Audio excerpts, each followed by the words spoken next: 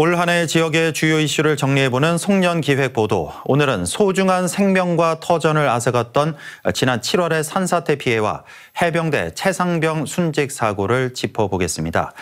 아직 적지 않은 이재민들이 집을 마련하지 못한 채 임시주택에 살고 있고, 최상병 사건은 특검법까지 거론되고 있지만 큰 진척은 없는 상태입니다. 김서현 기자입니다.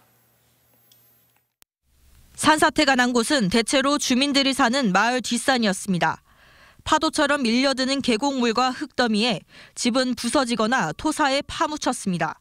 마을 길과 도로가 두 동강 나고 자식같이 가꾼 밭은 수확도 전에 망가졌습니다.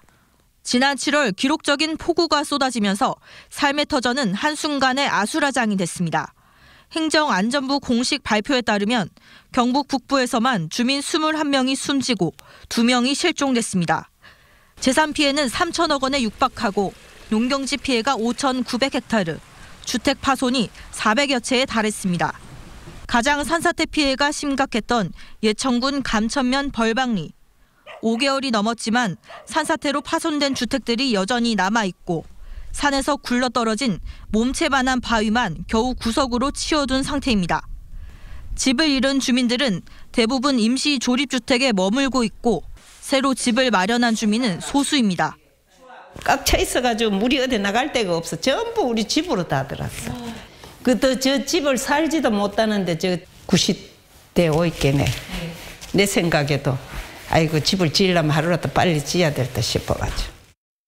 내년 우기 전까지 추가 산사태 예방을 위해 마을을 재정비하는 게 급선무기 때문에 새로 땅을 마련해 주거단지를 조성하려면 적어도 1년은 더 걸릴 걸로 예상됩니다.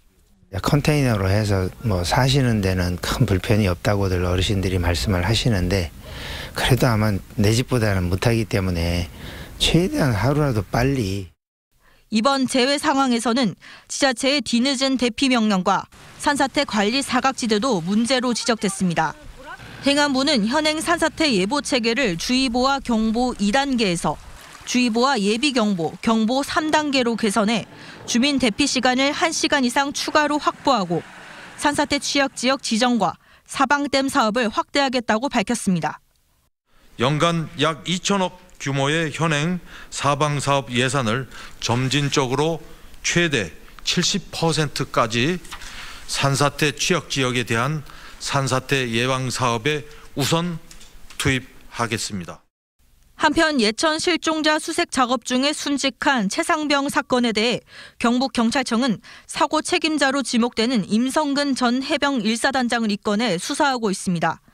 앞서 국방부는 중령 2명에 대해서만 혐의를 적시해 경찰에 이첩했는데 경찰이 임 전 사단장의 업무상 과실치사, 직권 남용 혐의를 깊이 들여다보고 있는 겁니다.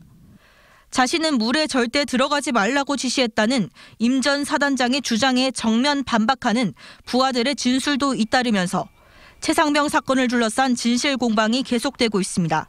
MBC 뉴스 김서연입니다.